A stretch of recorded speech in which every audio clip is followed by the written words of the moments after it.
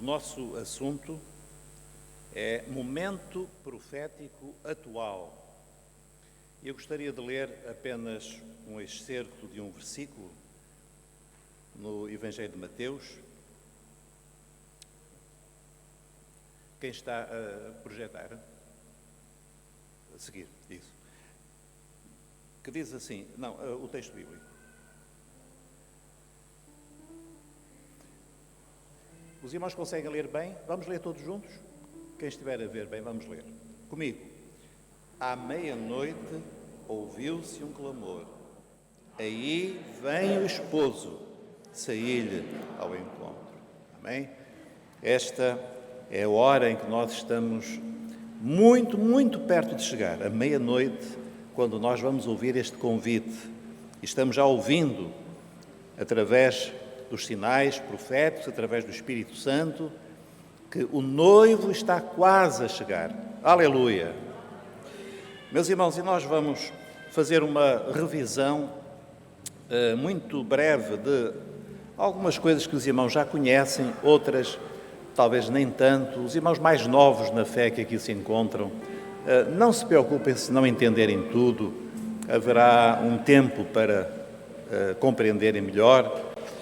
E eu gostaria, meus irmãos, então, de fazer uma pergunta inicial, que é a seguir.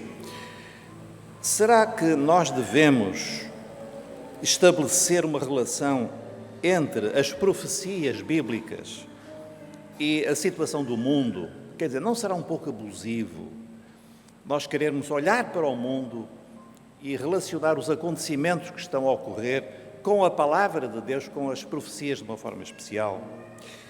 Bom, a seguir, a primeira coisa que nós queremos lembrar é que há um princípio muito simples que a palavra de Deus nos deixa e que foi enunciado pelo próprio Senhor. Ele disse o seguinte, que não é apenas uma possibilidade que nós temos de relacionar o que está acontecendo no mundo com a profecia, como é um dever.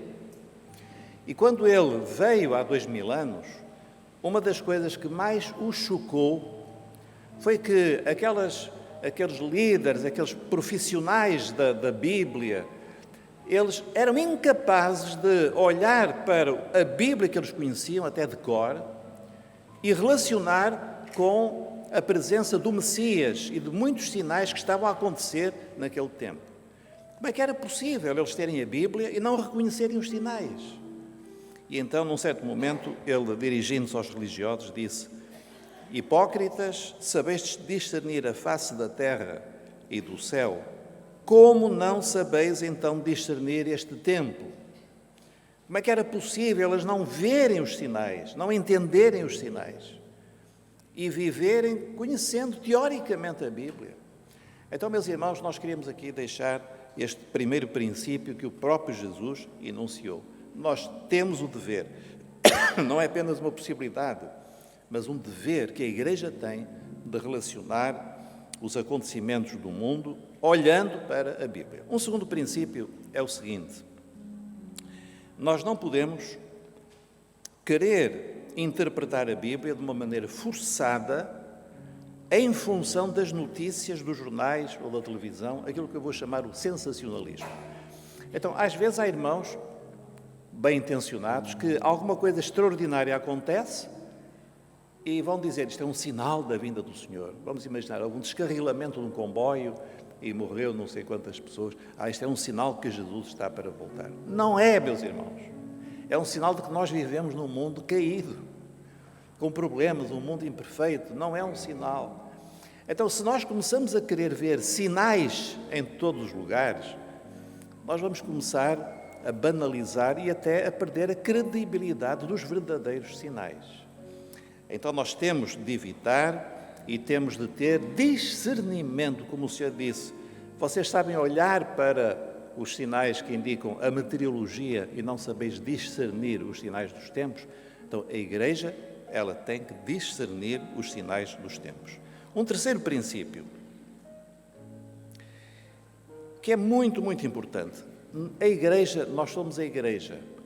Os irmãos sabem que há dois povos que se vão fundir num só, Israel e a Igreja.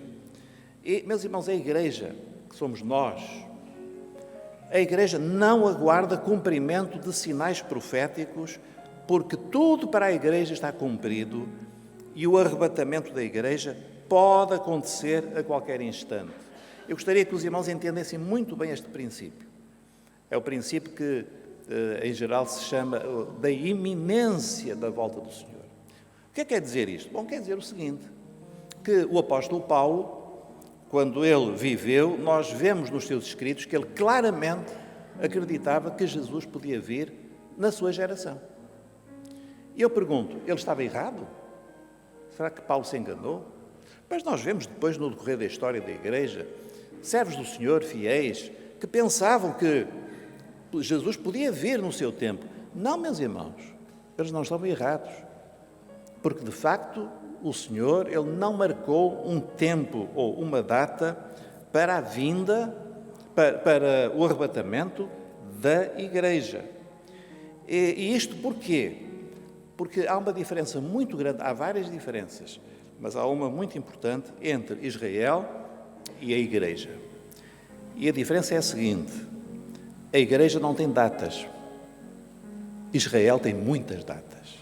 É uma diferença muito interessante, porque na Bíblia nós encontramos datas muito precisas. Eu vou fazer uma revisão muito rápida a seguir, para que os irmãos entendam um princípio que é o quarto e último princípio desta minha introdução, que é o seguinte: se nós quisermos saber onde estamos no tempo, nós não podemos pensar na Igreja, mas temos que olhar para Israel. Israel, dito de outra forma, é o relógio de Deus. Como em geral se diz, é o relógio profético de Deus. A quantas é que nós estamos no calendário profético de Deus? Basta olhar e ver o que é que está a acontecer com Israel. Eu vou dar um exemplo muito simples aos irmãos. Hoje nós vivemos aqui na Europa, aqui perto de nós, uma guerra, não é, que nos assusta e, sobretudo, que nos faz pensar muita coisa sobre a natureza humana, a barbaridade, a selvageria. E há irmãos que dizem, bom, isto é sinal de que Jesus está muito breve para voltar.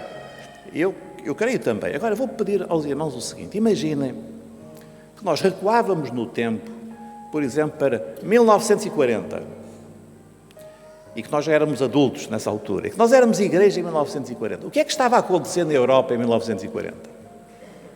Não vou perguntar se lembram, por experiência, porque eu creio que não, mas o que é que aconteceu em 1940? Estávamos em plena Segunda Guerra Mundial. Agora vamos imaginar que nós estávamos na Inglaterra ou em França com as tropas alemãs a bombardear, por exemplo, Londres, que destruíram e mataram gente, uma coisa horrível.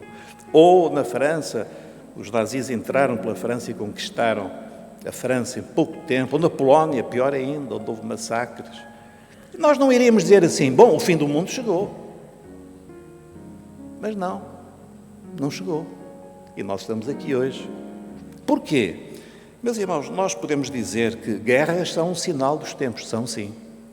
Mas Jesus disse, e vereis guerras, ouvireis de guerras e rumores de guerras. Mas não será o fim. Não vos perturbeis, não será o fim.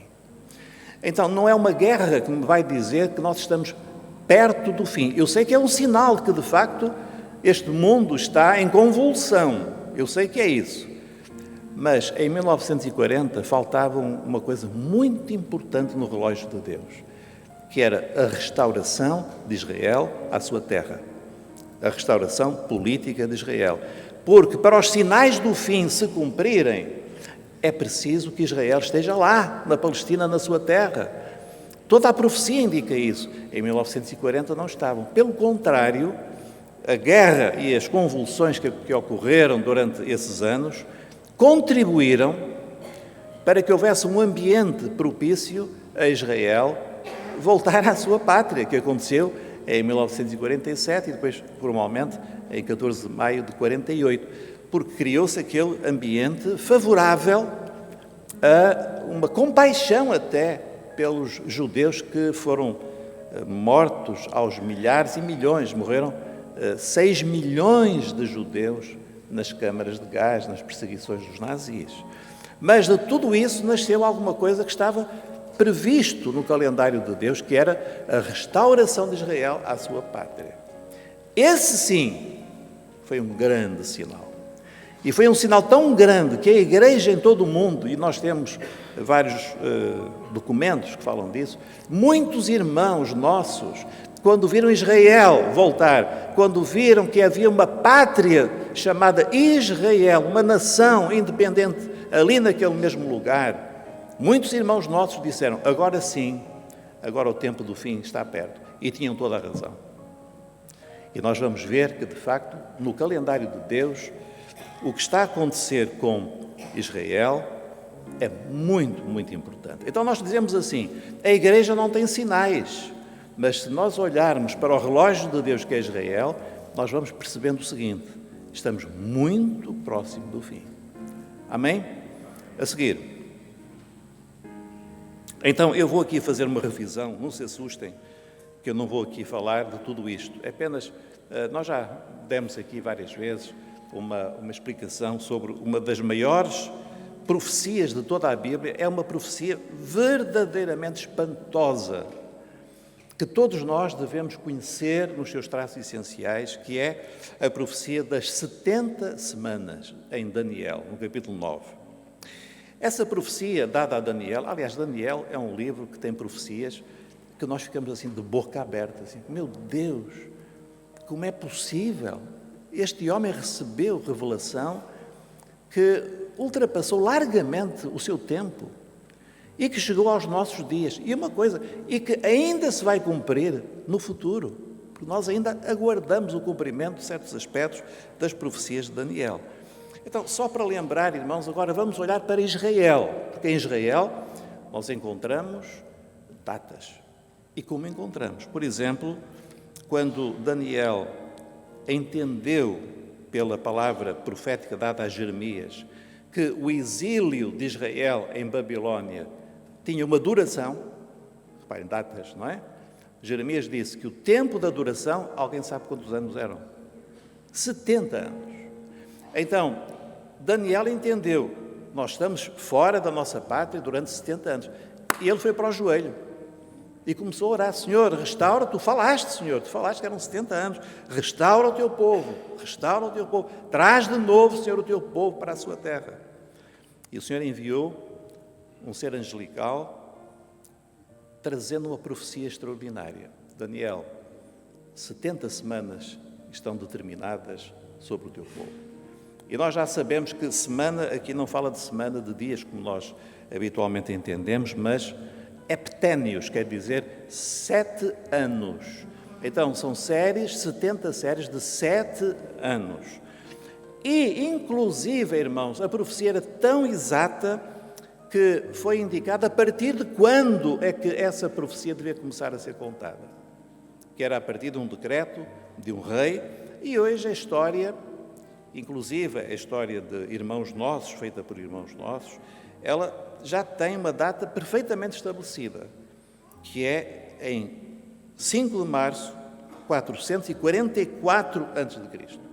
Eu, durante alguns anos, andei a dizer que era 445, mas agora corrigi. Não é 445, é 444. Está definido e não é uma questão de opinião. O que é que aconteceu? Os irmãos podem ler depois, em Neemias, capítulo 2, quando o rei viu o semblante triste de Neemias e disse, Neemias, o que é que se passa contigo? Estás doente? Falta-te alguma coisa? Não, é por causa da minha terra.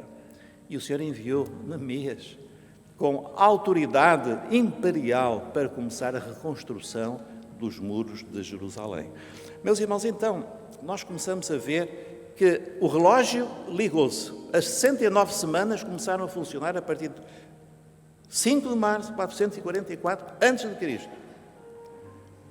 E uma primeira fase de 69 semanas, o que quer dizer 483 anos transcorreu. Isto em dias, calculado segundo o padrão hebraico da contagem dos meses e dos dias, significa o seguinte, 173.880 dias. Pastor, mas isso é assim tão exato? Irmãos, eu quando estou a dizer que a profecia tem coisas extraordinárias, tem mesmo. E tem datas mesmo. Datas que estão estabelecidas e que estão reconhecidas. E então, vários irmãos, e houve um que já no final do século XIX fez uma contagem deste tempo, inclusive ele era um investigador altamente graduado da polícia chamada Scotland Yard, e ele fez uma contagem minuciosa do tempo a partir desta data, e sabem a que dia que ele chegou? É incrível. O dia em que um homem simples, montado sobre um jumentinho, entrou em Jerusalém. Irmãos, que coisa extraordinária. E ali, o Messias de Israel, o Messias que devia ter sido discernido, que devia ter sido entendido, que era aquele o dia da profecia, mas os fariseus, os escribas, estavam muito entretidos em teologia, em política, como hoje também estão. Mas, meus irmãos, aquele homem entrou em Jerusalém e nós vemos o seguinte: ele foi aclamado, não é? Hosana, Hosana. Mas Jesus chorou.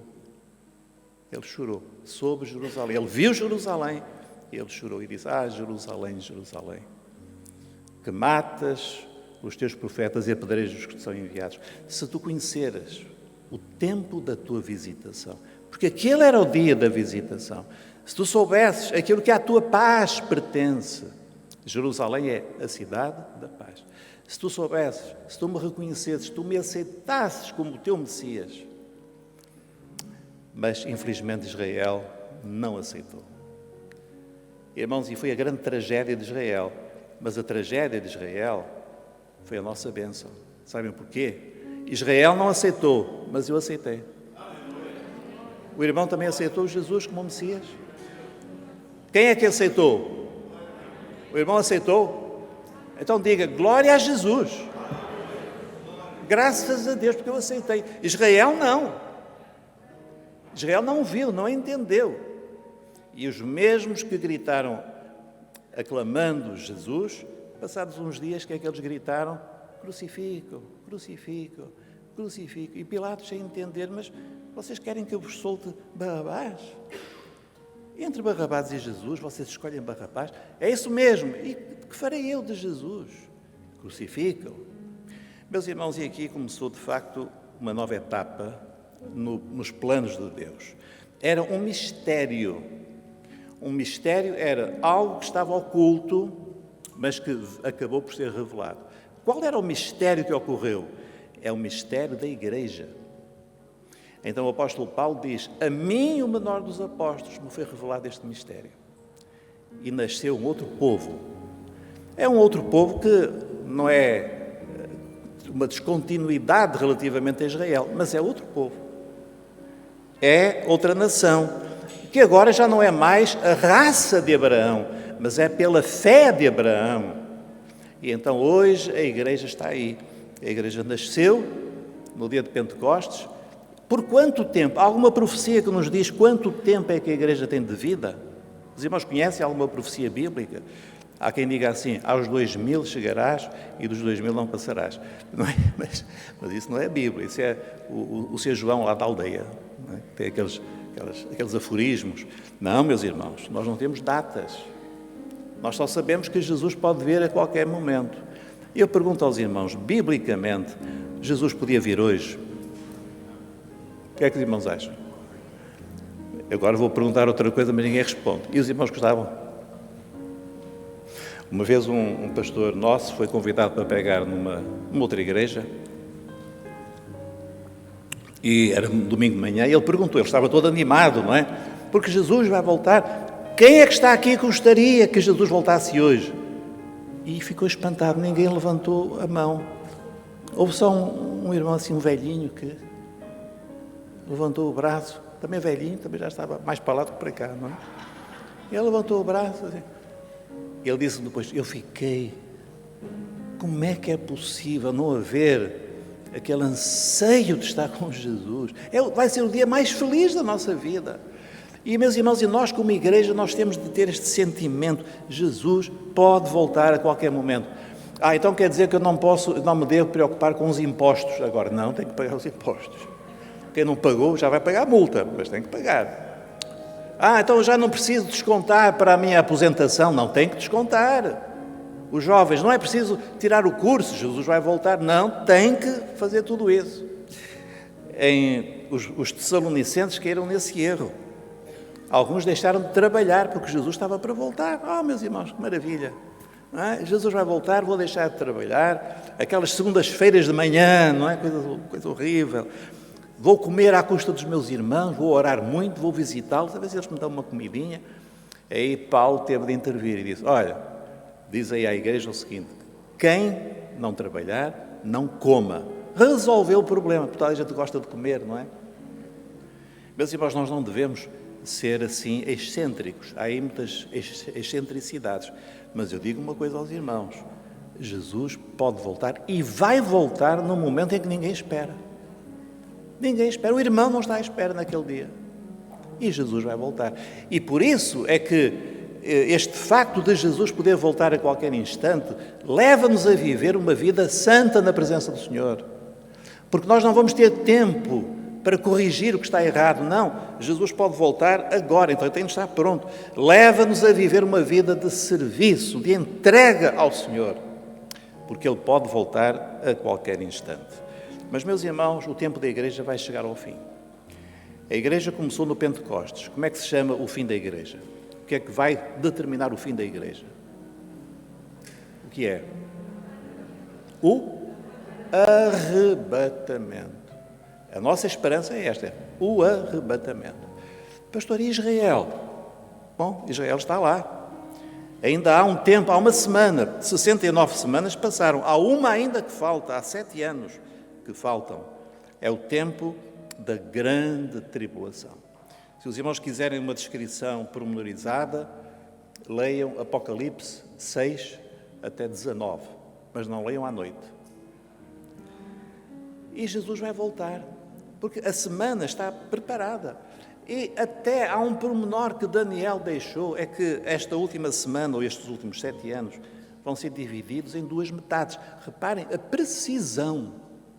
Vai haver uma primeira metade, 3 anos e meio, e a meio dos 7 anos vai haver um acontecimento terrível, sobre o qual Jesus fala em Mateus capítulo 24. É a abominação desoladora. Dito de uma forma mais simples, é a profanação do templo de Jerusalém. Porque vai-se levantar um homem, um enganador, um político, um diplomata, um homem encantador, que vai conseguir estabelecer tratados de paz em situações que ninguém consegue. Eu não sei se ele irá a tempo de juntar a Rússia e a Ucrânia e arranjar ali um tratado de paz. Não sei se ele virá a tempo. Por um lado espero que sim, por outro lado espero que não. Uma coisa eu digo aos irmãos, nós como igreja podemos esperar. Eu não quero ser dogmático, mas podemos esperar. Nós não vamos ver o anticristo, nós vamos partir antes. Porque ele não consegue manifestar-se com a igreja presente aqui. Porque não é só a igreja, é o Espírito Santo que está na igreja. Agora, meus irmãos, vai haver ali, a meio, a manifestação desse homem terrível, possuído por o espírito das trevas. E ele vai aparecer e vai dizer assim, olha, atenção, o Cristo sou eu. Judeus, vocês podem me adorar porque eu sou o Cristo. E aí, os judeus vão dizer, o quê? Ele quer que a gente o adore? Isso não é para nós. E vai começar uma terrível perseguição aos pobres dos judeus. Qual é o objetivo? Será que Deus tem implicância com os judeus? O que é que se passa? Não, irmãos. É que Ele vai fazer com o seu povo o que às vezes faz connosco. Porque nós muitas vezes estamos longe de Deus, mas quando vem uma dificuldade, uma doença, uma necessidade, nós voltamos para Deus. Oh, Deus, ajuda-me, ajuda-me. Da necessidade. E é o que nós lemos nos Evangelhos, as pessoas aflitas que foram ter com Jesus. E será assim com Israel. No auge da sua aflição, quando eles não tiverem mais ninguém que os possa ajudar, eles vão erguer os seus olhos aos céus. E nesse momento vai chegar o seu Messias. E nós lemos, irmãos, não temos tempo para falar das descrições maravilhosas em Zacarias, mas lá em Apocalipse diz no capítulo 19 que Jesus vem para livrar o seu povo de uma destruição certa. Mas ele não vem montado num jumentinho, ele vem montado num cavalo de guerra. E ele tem a sua veste manchada de sangue. E o nome dele é a Palavra de Deus. E ele vai destruir os inimigos com a força, com o poder da sua palavra. E naquele momento nós lemos, como diz o apóstolo Paulo, e então todo Israel será salvo.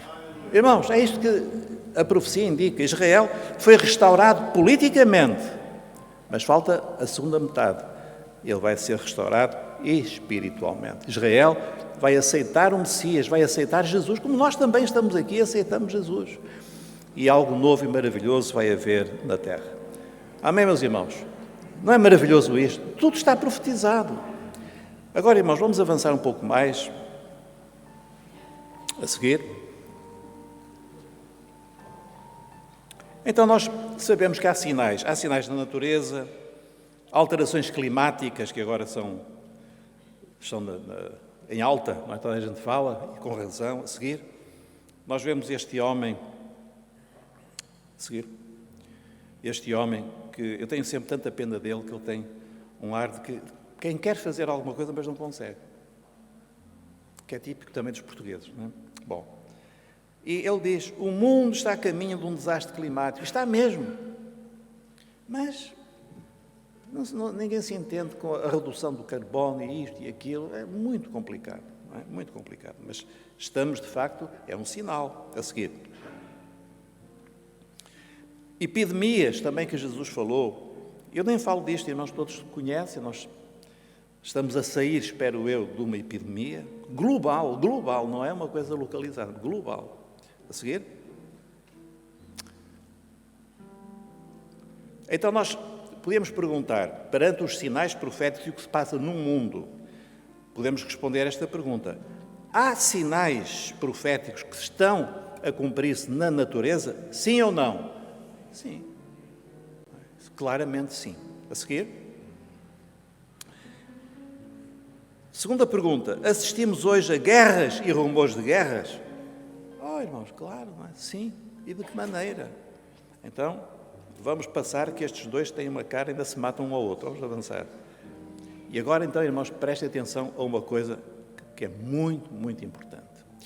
Porque para se cumprir o que falta da profecia, é preciso que haja no mundo um ambiente que nós vamos chamar, para usar uma expressão muito conhecida, nova ordem mundial.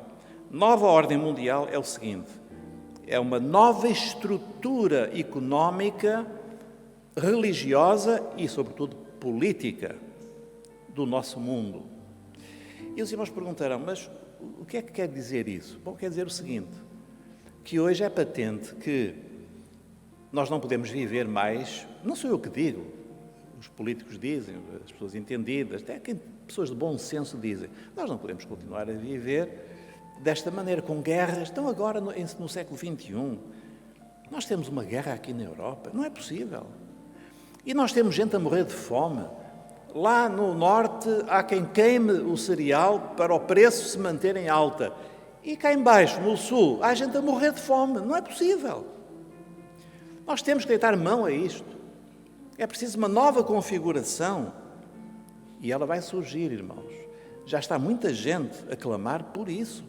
É preciso uma nova ordem mundial. Eu não sei se ainda irá acontecer alguma coisa pior. Já tivemos agora uma epidemia, tivemos o terrorismo antes disso, o terrorismo islâmico radical, temos epidemia, temos guerras. Eu não sei se vai haver alguma coisa a mais, mas o mundo vai chegar um momento em que eles vão dizer, não, nós temos que mudar de vida, nós temos que arranjar alguma coisa diferente. A seguir. E então vai-se cumprir a última parte de outra profecia de Daniel. Essa profecia está em 2 capítulos, depois os irmãos podem ler, no capítulo 2 e no capítulo 7. No capítulo 2, Daniel descreve um sonho que teve Nabucodonosor.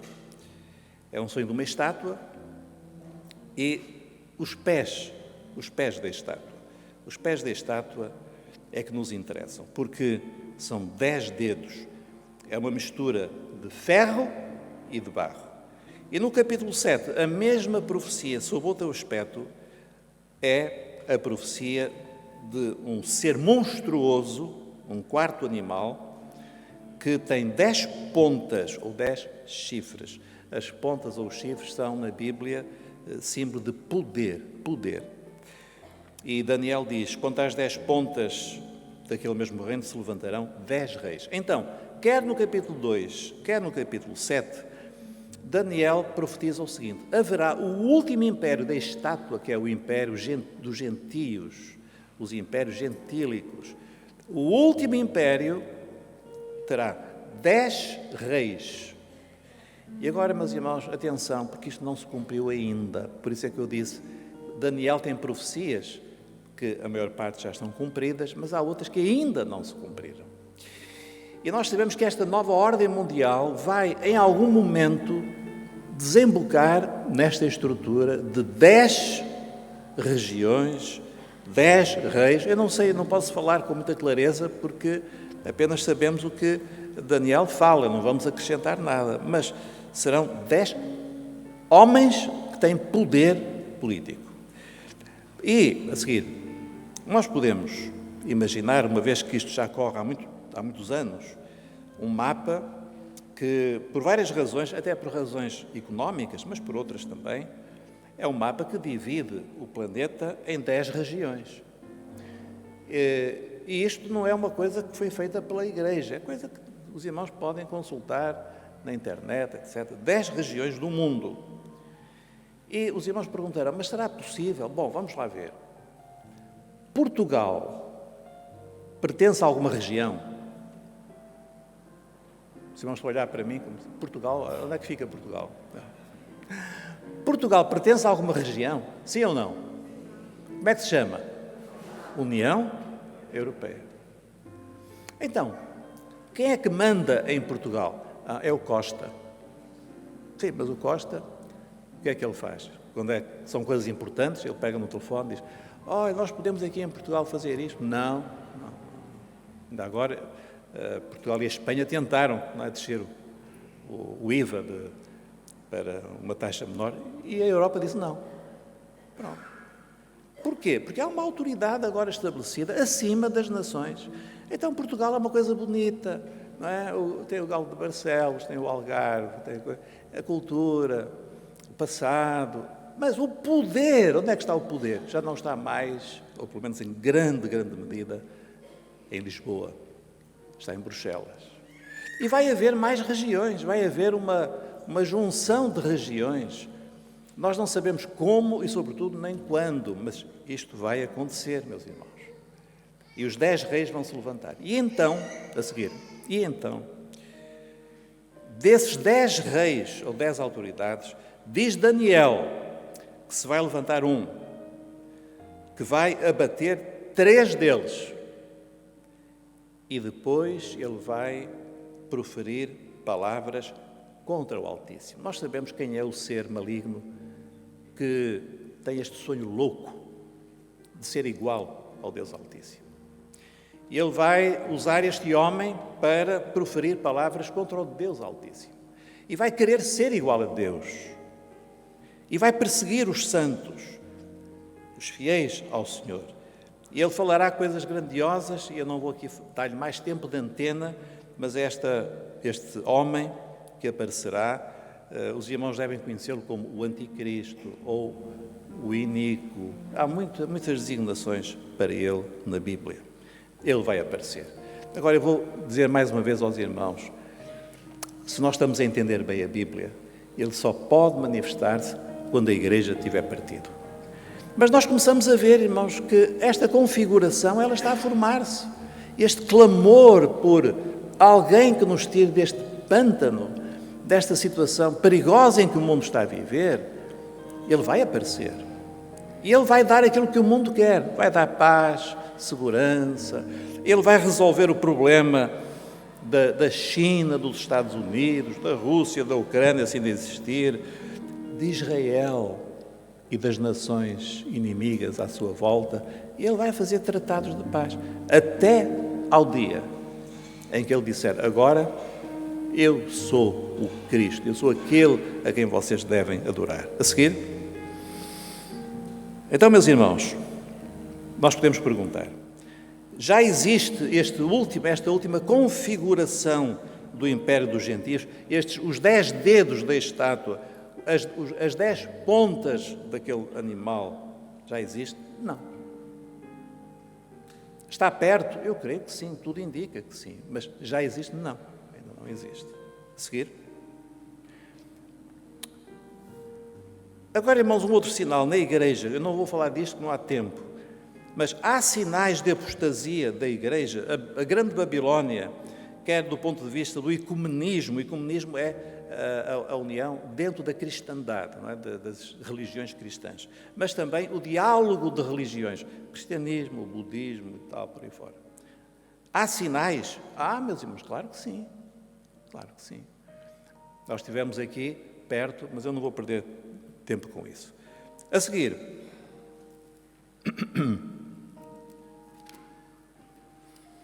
agora, meus irmãos, uma das coisas mais inquietantes da profecia que diz respeito a Israel é que Israel será invadido por uma confederação de nações. E os nomes das nações estão lá escritas, está em Ezequiel 38, 39. Nós já fizemos este estudo aqui, não sei se os irmãos se lembram. O que mais nos assusta é que os nomes estão lá escritinhos, as nações que se vão juntar, e diz quais são. E entre elas estão estas: o Irão, a Rússia e a Turquia. Bom, aqui há uns anos isto era uma coisa impensável, mas de repente as coisas começaram a mudar. E quem acompanha um bocadinho as notícias sabe. Primeiro, o Irão já jurou que queria destruir Israel. Já disse: não, o nosso objetivo é destruir Israel. Houve até um dos presidentes que disse: nós vamos varrer Israel para o mar. Olhem que simpáticos, não é?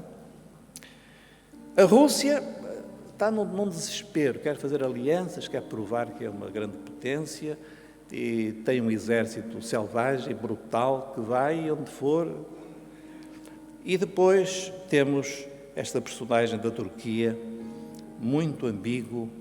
A Turquia pertence à NATO, mas há uma viragem clara para o Islão, e o Islão traz sempre atrelado coisas radicais, coisas perigosas, e então estão estes três muito amigos. Israel, cheio de preocupação, cheio de preocupação. E nós sabemos que esta invasão vai acontecer. A seguir, nós não sabemos se vamos ver isso. Eu espero que não, mas que está profetizado, está. Eu vou perguntar não se já se cumpriu, porque não se cumpriu, mas se há uma ameaça sobre Israel de que isto aconteça. Sim ou não? Sim. Mas muito claramente, sim. Então nós estamos a ver que estes sinais que dizem respeito a Israel, eles estão a cumprir-se rapidamente. Eu vou tentar terminar, irmãos, agora o pouco que falta a seguir, fazendo algumas observações para terminar. Vamos então falar de alguns sinais que têm de se cumprir para que Cristo volte profeticamente, rapidamente. Quando Jesus voltar, os judeus ainda devem existir como povo. Concordam? Porque muitos povos existiram, desapareceram do mapa. Mas Israel não desapareceu. Os judeus continuam a existir como uma nação. E uma nação que fala uma língua, que é uma coisa espantosa. Depois de 2000 anos em que eles foram expulsos, eles falam a mesma língua. E têm uma identidade. Outra coisa, os judeus, quando Jesus voltar, os judeus devem ter voltado à sua terra. Já se cumpriu? Já. Porque é outra coisa extraordinária. Eu vou deixar de dizer extraordinário, porque os irmãos já perceberam que eu estou assim maravilhado, não é? Deve haver uma nação independente dos judeus. Não apenas voltaram como imigrantes, não, eles devem mandar, devem ter autoridade. Tem, sim, senhor, já se cumpriu. Os judeus já se converteram a Jesus? Não. Os judeus continuam incrédulos, continuam sem crer em Jesus. Agora, vamos lá ver se eu consigo parar isto. Os judeus continuam a não crer em Jesus como Messias. Tudo isto está profetizado.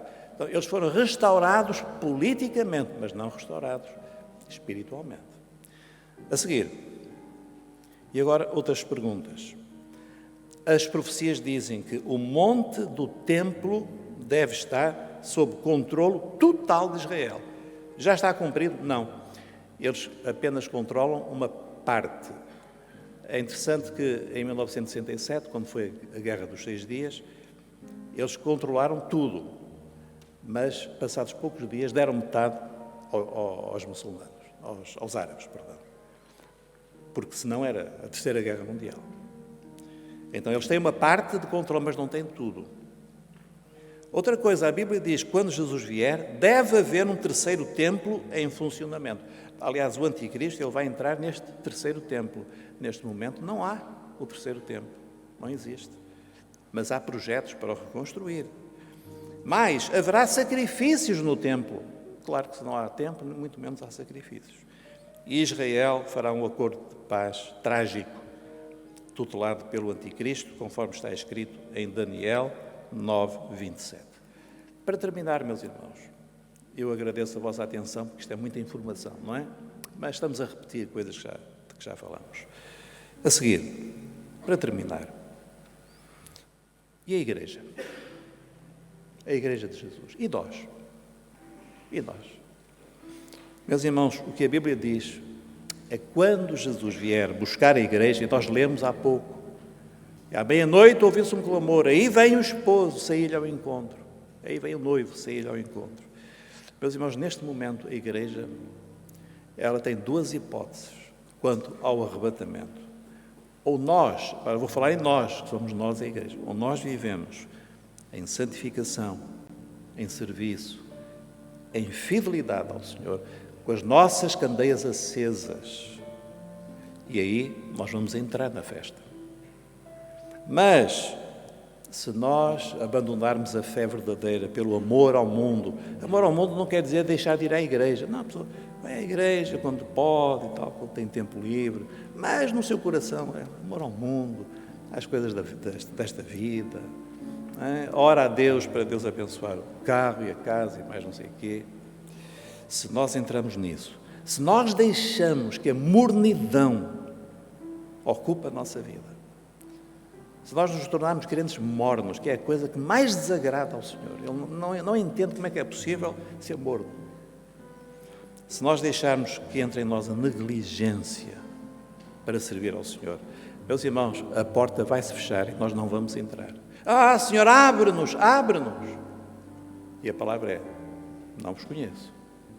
Senhor, eu sou da igreja, não vos conheço. Senhor, eu estava no seminário. Senhor, eu sou maranata. Meus irmãos, esta é uma hora muito séria para nós. É uma hora de grandes decisões na nossa vida. O que é que nós queremos da vida? O que é que nós queremos? Nós temos que fazer uma escolha. Agora, eu sei que os irmãos estão a fazer a boa escolha, porque estão aqui nesta manhã. Olha, e não é fácil, não é? Estar aqui. Alguns costumam dormir até às 11 da manhã, levantaram-se hoje às 8. Que dificuldade, não é? Mas, meus irmãos, nós estamos aqui porque nós queremos entrar na festa. O irmão quer entrar na festa?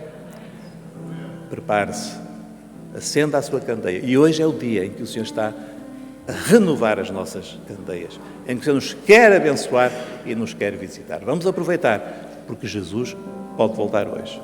Amém? Vamos ficar de pé, vamos glorificar o nome do Senhor.